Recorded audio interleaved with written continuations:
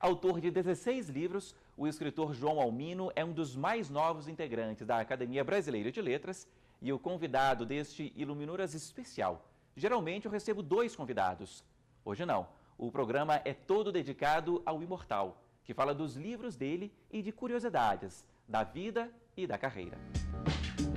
Formado em Direito, o João é escritor e diplomata. Fez mestrado no Brasil, doutorado na França, deu aula no Brasil, no México e nos Estados Unidos e foi diretor do Instituto Rio Branco, que forma e capacita diplomatas. Tudo bem, João? Tudo bem, Paulo. Bem-vindo ao Iluminuras.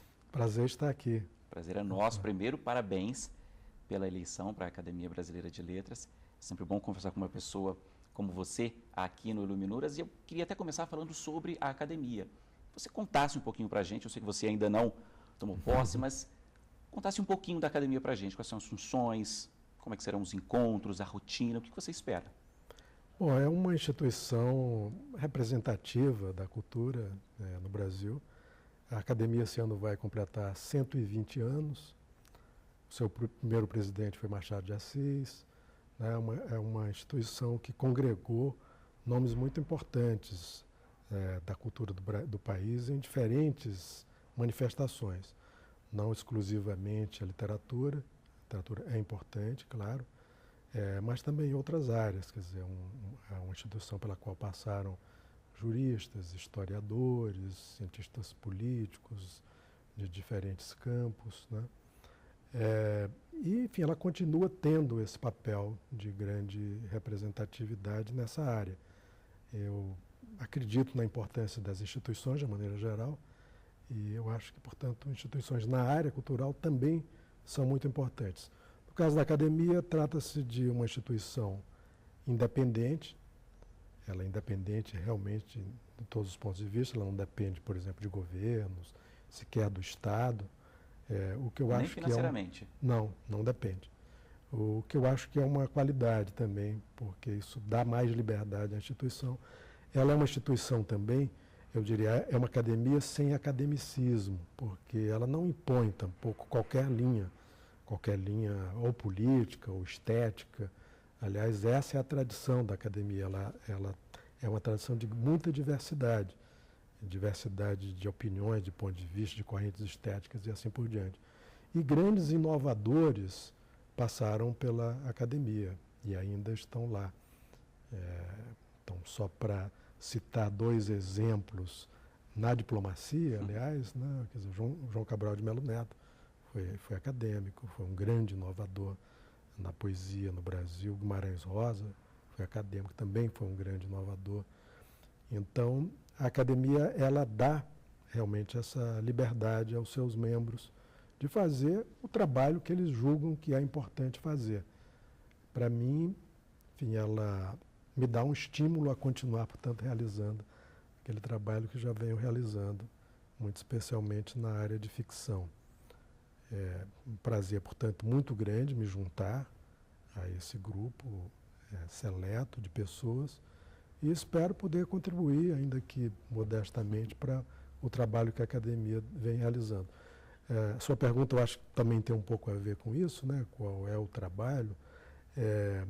A academia tem um trabalho mais amplo relacionado com a reflexão mesmo sobre a língua, a promoção da língua portuguesa, mas ela também tem um trabalho de difusão na área cultural. Ela promove um diálogo sobre temas específicos, há ciclos de conferências que são realizados constantemente na academia, semanalmente, portanto, há encontros lá. Há, obviamente, encontros entre os próprios acadêmicos também, todas as semanas.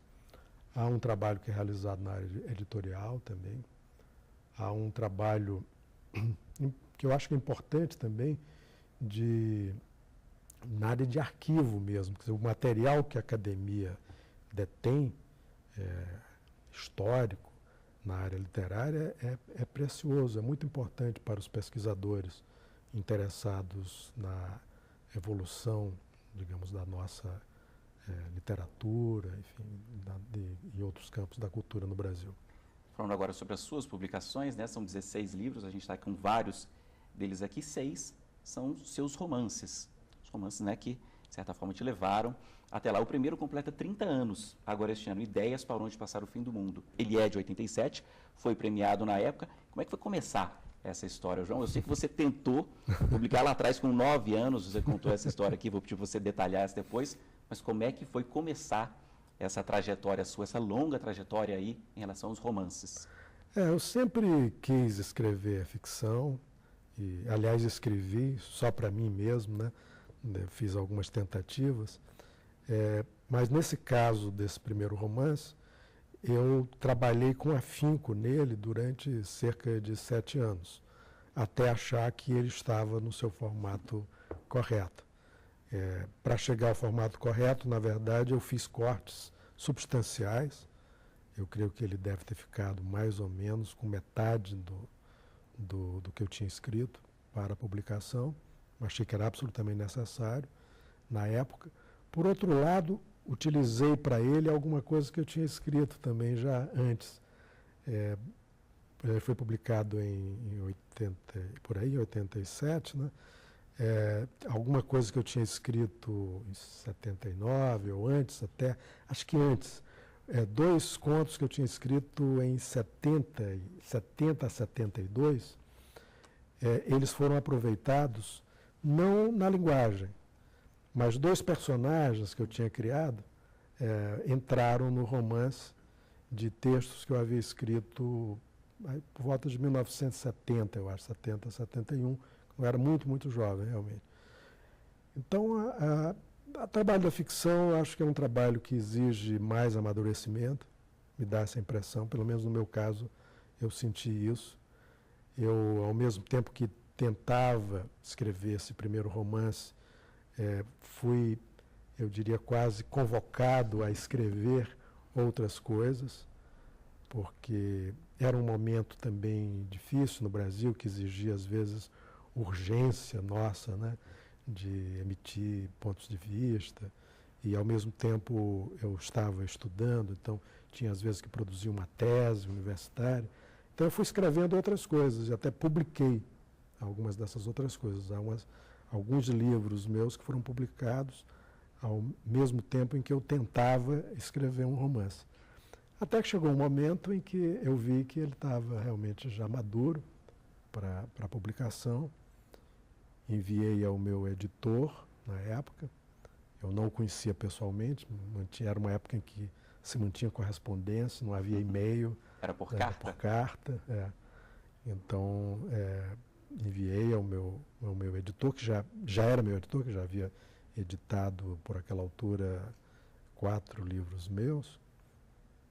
E ele, depois da sua leitura, me mandou um bilhetinho muito simpático, dizendo: João Almino, você é um escritor renascentista, não sabia que você escrevia ficção também. E ele, portanto, editou o meu primeiro livro. É um editor, na verdade, muito importante naquela época, que foi o Caio Graco Prado.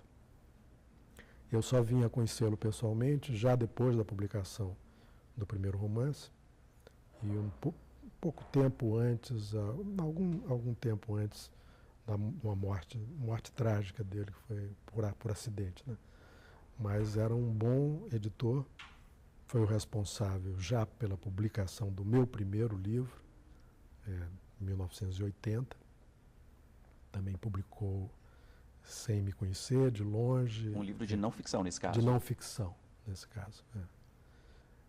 Mas o primeiro romance era um romance em que eu tinha uma ideia, que depois eu não levei adiante rigidamente, mas até certo ponto pode-se dizer que sim, que era de que, naquele romance, eu ia introduzir esses meus personagens e que depois eu iria fazer romances específicos de alguns desses personagens. Quer dizer, aquele primeiro romance abriria um painel, um painel que tem a ver com Brasília, porque ele se situava em Brasília, pelo menos como teatro, digamos, mas tinha a ver também com características desses personagens muito diferentes um do outro, que eu achava que poderiam ser aprofundadas ainda. Então eu tinha a ideia de que alguns desses personagens voltariam depois para serem personagens centrais de cada um dos meus romances seguintes. Isso não aconteceu dessa maneira, mas alguns personagens de fato voltaram. E eu tive sempre a preocupação de que eles voltassem de uma perspectiva completamente diferente da anterior. Quer dizer, que eles fossem vistos, em um determinado caso, ele seria visto a partir da perspectiva dele próprio, né? No outro caso, a partir de uma outra perspectiva, de uma terceira pessoa, às vezes enfocando um aspecto da vida que não tenha sido enfocado no livro anterior, e assim por diante. Uma coisa importante falar, você contou aí pra gente, né, um pouquinho, seu primeiro romance levou 7 anos para ser publicado. Nesse intervalo você escreveu vários outros livros, né? É bom de deixar isso claro. Mas você é um escritor detalhista. Você vai até o limite, não é isso? Que ponto que você sente que está pronto? Quando eu faço uma releitura e vejo que se eu introduzir modificações, eu posso estar piorando. Aí eu vejo que aí é melhor parar.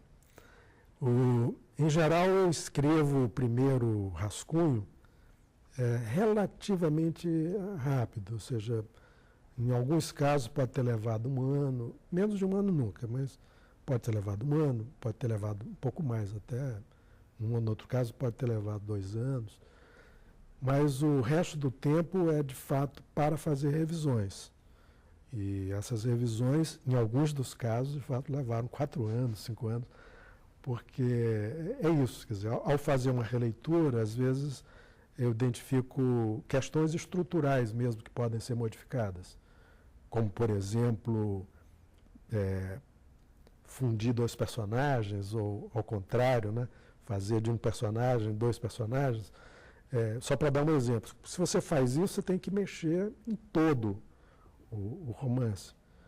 Então, às vezes, há mudanças que são estruturais, que requerem um trabalho maior.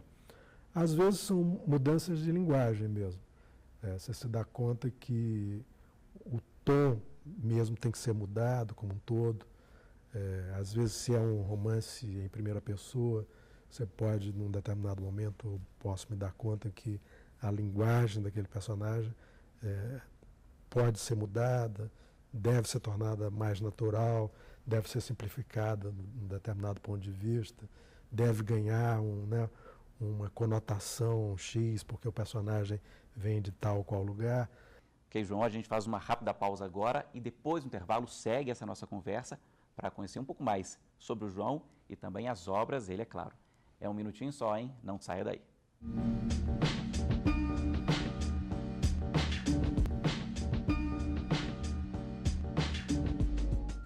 O Iluminuras já está de volta, a gente segue essa nossa conversa aqui com João Almino, eleito recentemente para a Academia Brasileira de Letras. João, queria retomar aqui uma história no primeiro bloco, que a gente começou e não terminou. Você quase virou escritor aos 9 anos já de idade. Conta pra gente isso, por favor. Não, escrevendo num caderninho de escola, eu cheguei a preencher talvez umas 50 páginas de caderninho, assim. E, na verdade, eu me inspirava muito no meu pai, que estava sempre com um livro na mão, né? E eu, obviamente, entreguei isso para ele ler. Me incentivou muito, achou uma maravilha de livro, aquilo que eu estava fazendo. E aquilo ficou realmente como um incentivo para o meu trabalho. Eu logo me dei conta que era uma coisa extremamente difícil de fazer. Na minha adolescência, escrevi, sobretudo, poesia, como quase todos os adolescentes, pelo menos que eu conhecia, mas foi muito difícil levar isso adiante. Quer dizer, a ficção eu sempre tentei, de fato, fazer. Fiz outras tentativas um pouco mais adiante e tive que esperar realmente um pouco, porque na ficção, como eu dizia, a gente precisa, de fato, de um amadurecimento maior de que eu precisava para isso. Seu pai era autodidata, não é isso? Meu pai o incentivo veio de casa? Foi um hábito da leitura? O meu pai não frequentou a escola, mas ele lia muitíssimo. Tornou-se uma pessoa muito culta. Ele lia, sobretudo, história do Brasil, história universal. Na biblioteca dele, que era pequena, havia alguns livros de ficção, sobretudo de autores nordestinos, do regionalismo nordestino, histórias de santos, ele era muito religioso também.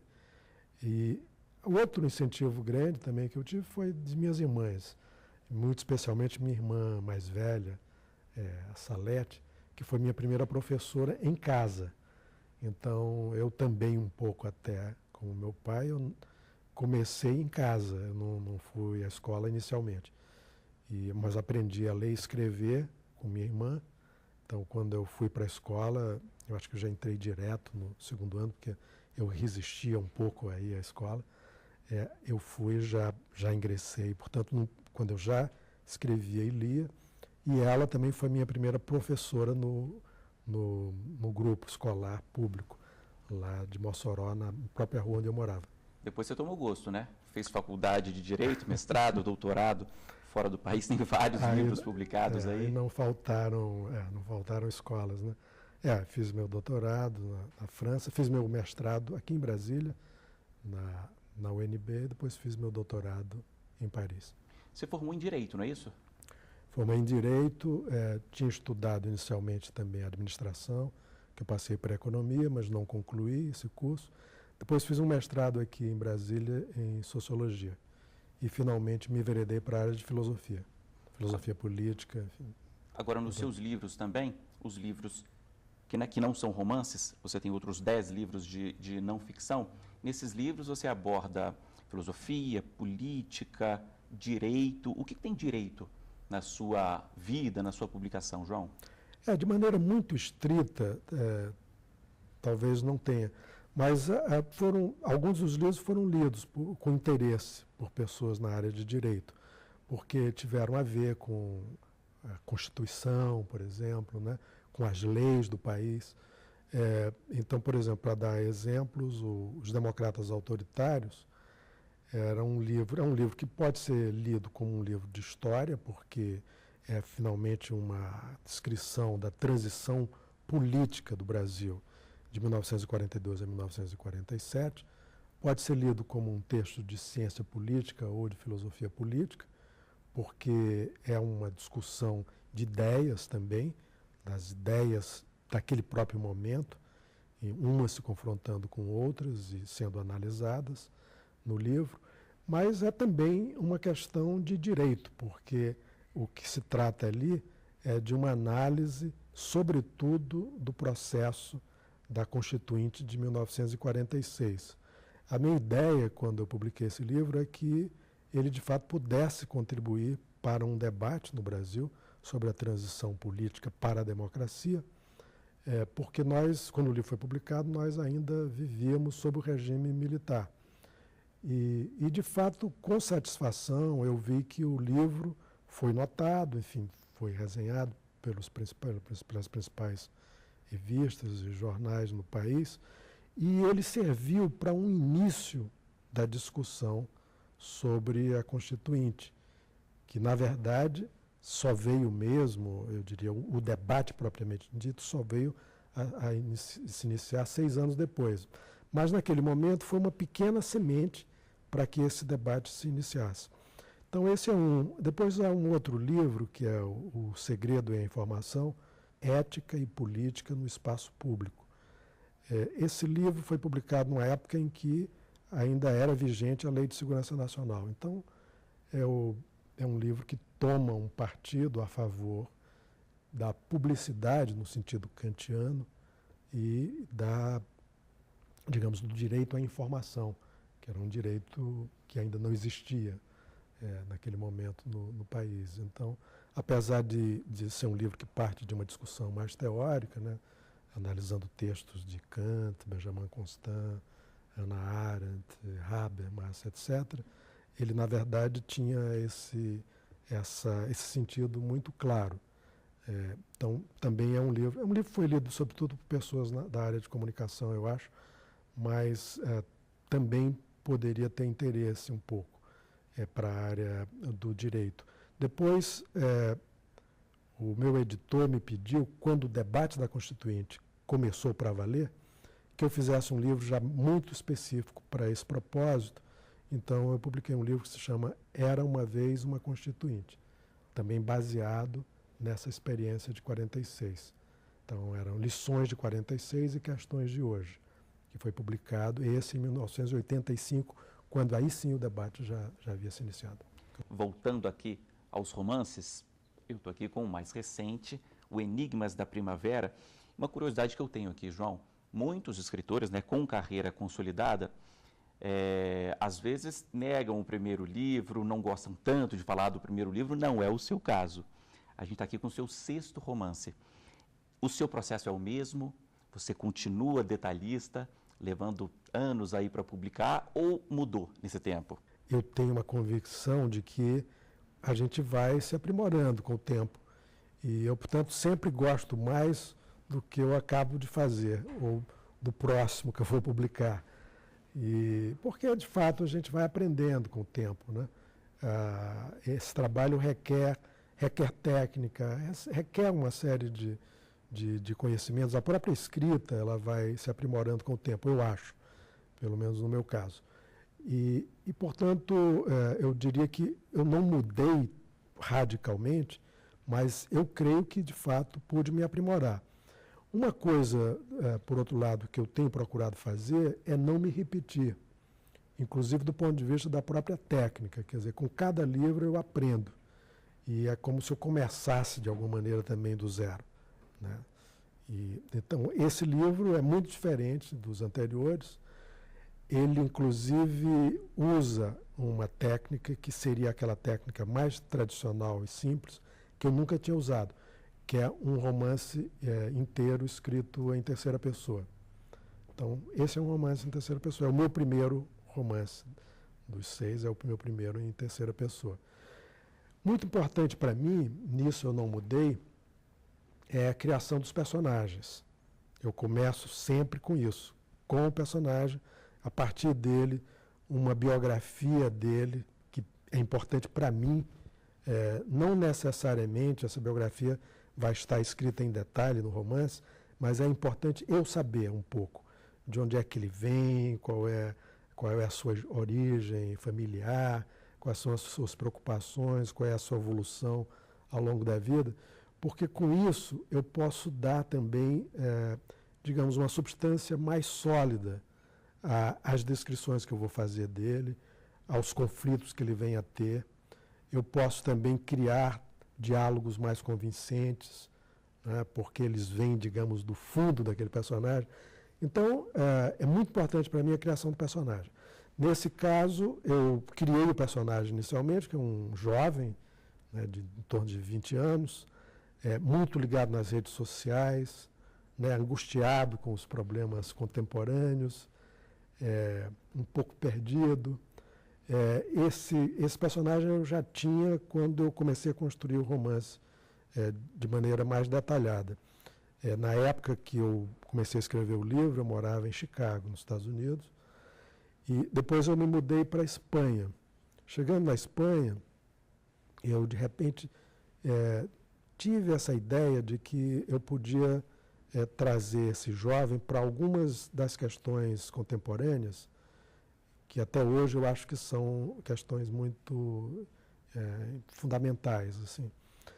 E me recordando de um tempo em que eu morei no Líbano, por exemplo, de um conhecimento, pelo menos embrionário, que eu tinha, né, da cultura islâmica, eu resolvi trazer esse jovem para a Espanha, uma Espanha que tem também um contato muito grande com essa tradição, né, sobretudo a Espanha medieval.